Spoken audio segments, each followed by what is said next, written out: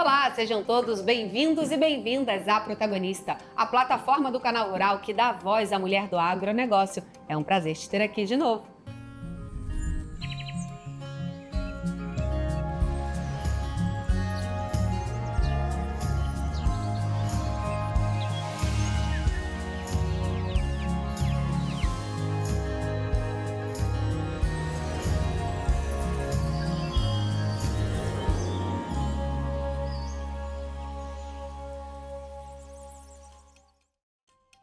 A produção de aves e suínos está passando por uma grande transformação impulsionada pela tecnologia e pela crescente demanda por sustentabilidade e bem-estar animal. Inovações como comedouros inteligentes, bebedouros automatizados e sistemas de climatização não apenas aumentam a produtividade das granjas, mas também reduzem desperdícios e melhoram a qualidade de vida dos animais.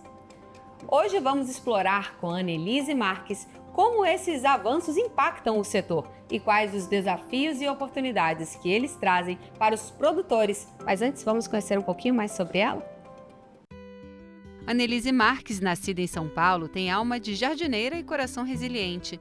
Entre plantas, caminhadas desafiadoras e montanhas de neve, aprendeu que crescer exige paciência, visão e coragem para seguir, mesmo quando o caminho parece íngreme. Mãe de 3 filhos, Annelise se move por ver sonhos ganhando forma, projetos saindo do papel e vidas sendo transformadas por meio do agro.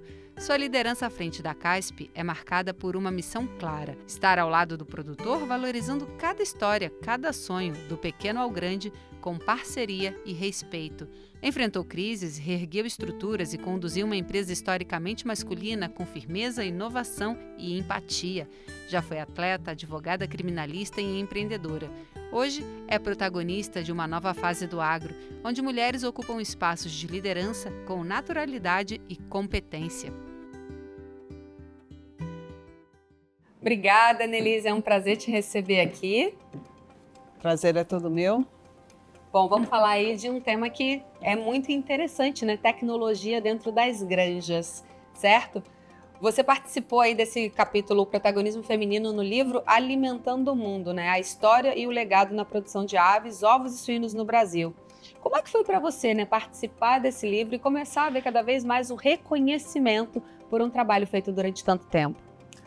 Foi bastante emocionante porque quando o convite chegou, até por uma pessoa que a gente conhece faz muito tempo, foi emocionante porque a presença da CASP foi demandada por vários produtores, integradores e cooperativas, porque a história da CASP está muito interligada com a produção, né? Nós somos a empresa mais antiga brasileira que fornece equipamentos para o agro e para a produção animal. Então, foi uma coisa bem emocionante, fui recebida de braços abertos, foi muito bonito, foi uma experiência diferente. Que legal, né? Afinal, tem um universo de possibilidades quando a gente fala em equipamentos dentro das granjas, né? Como é que a tecnologia tem transformado aí o manejo e a produção nessas granjas?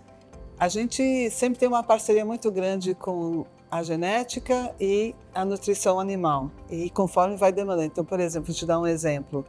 Hoje já tem alguns integradores ou cooperativas que estão demandando 3 silos em cada granja. Para cada fase do frango vai um tipo de alimento e a gente, nos equipamentos, tem que corresponder a isso. Sempre dando para o animal bem-estar animal, condições de menor desperdício possível de ração para aprimorar, então, a conversão animal.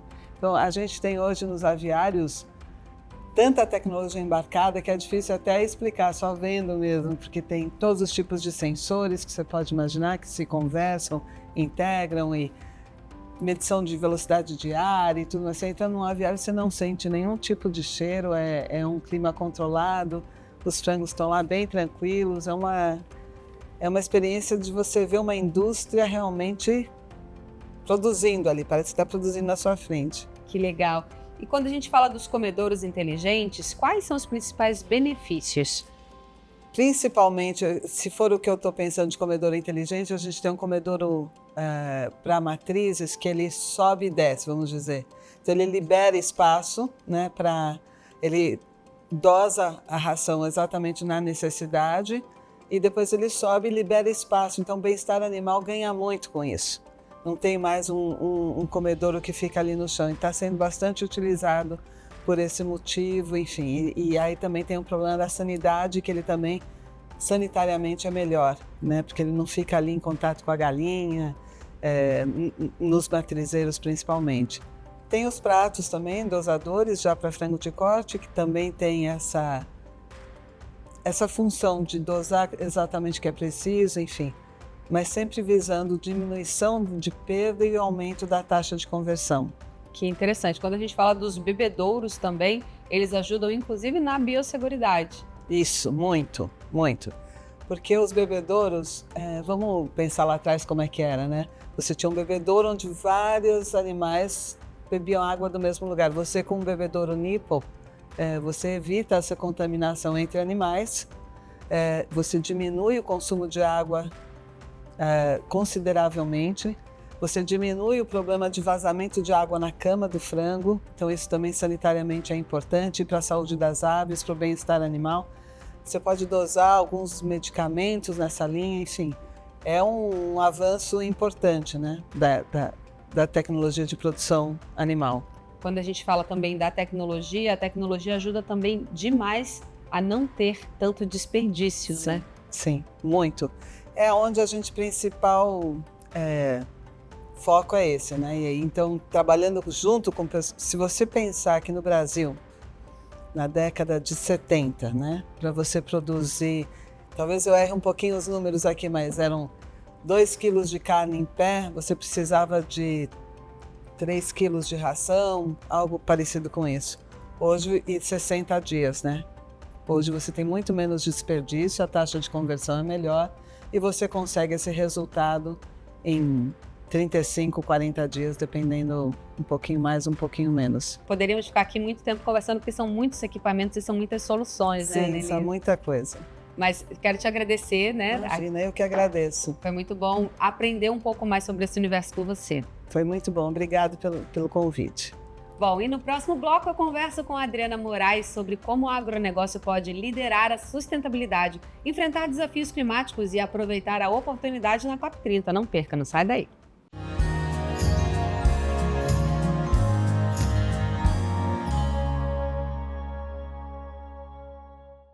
O agronegócio brasileiro tem um papel fundamental na busca por práticas sustentáveis, aliando-se a novas demandas globais e enfrentando desafios como as mudanças climáticas. Iniciativas como o uso consciente de recursos e a recuperação de áreas degradadas são exemplos de boas práticas no campo. A COP30, que ocorrerá em breve, pode ser um ponto de inflexão para o setor.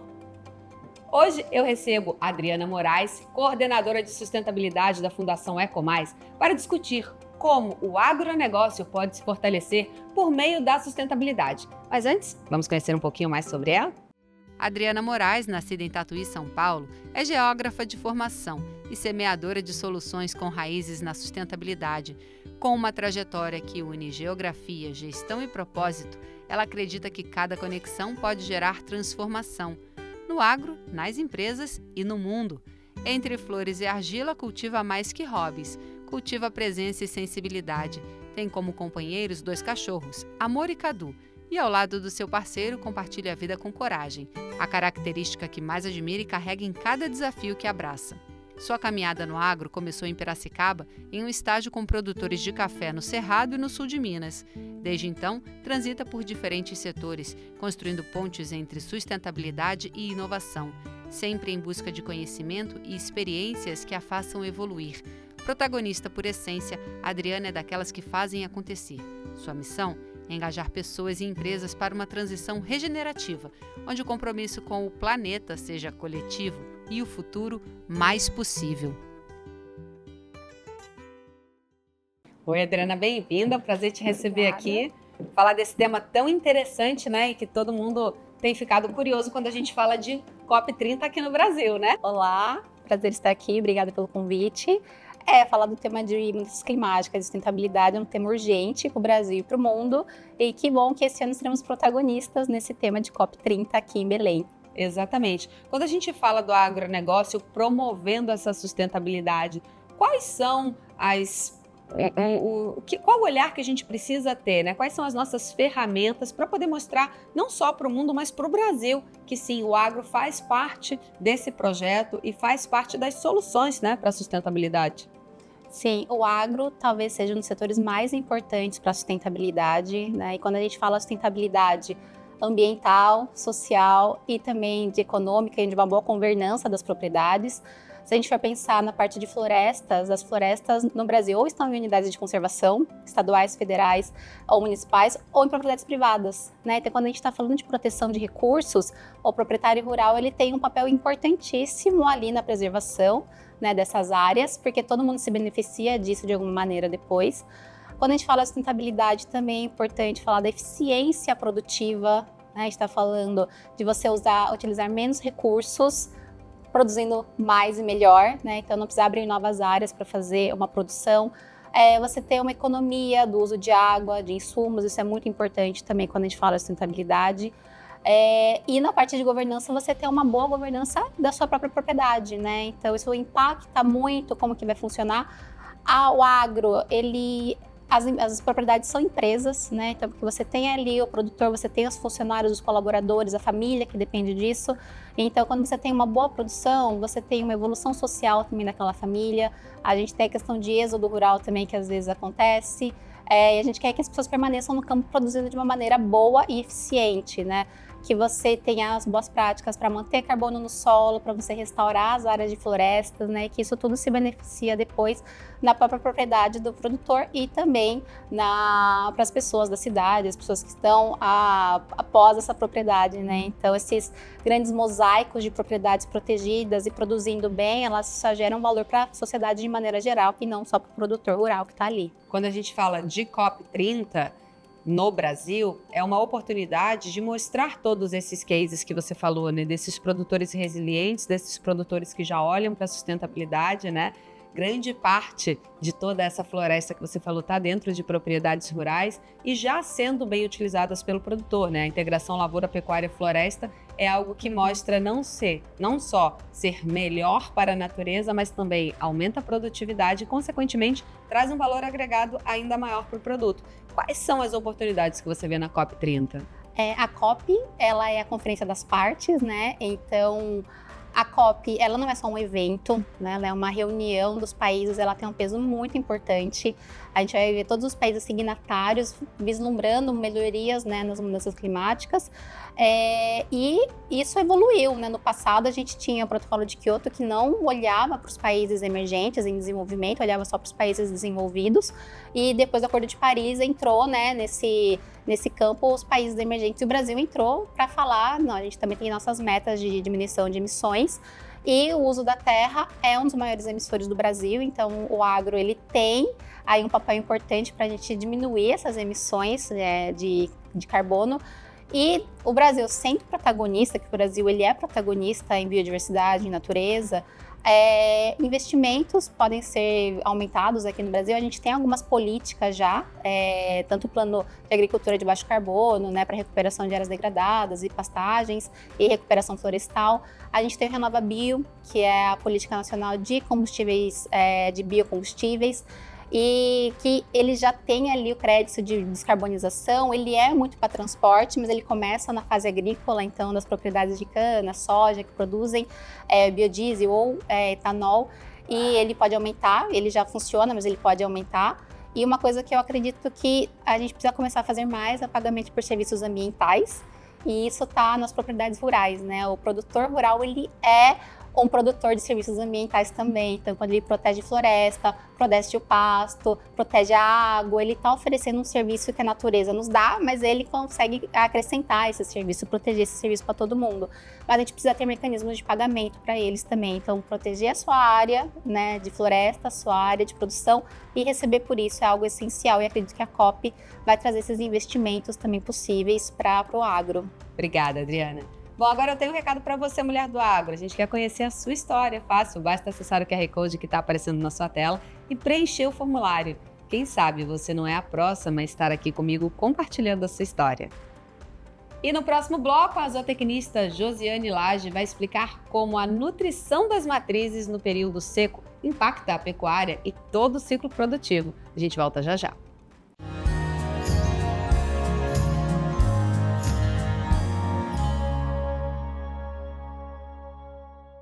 No agro, cada fase da produção tem impacto direto nos resultados. E um dos momentos mais estratégicos para garantir eficiência e produtividade é o período seco do ano. Esse é um desafio especialmente para a pecuária, pois a nutrição das matrizes influencia diretamente a qualidade do bezerro, a produção de leite e até mesmo a próxima estação de monta. Para nos ajudar a entender melhor essa relação e como as escolhas nutricionais feitas agora impactam todo o ciclo produtivo, recebemos a zootecnista Josiane Lage. Mas antes, vamos conhecer um pouquinho mais sobre ela.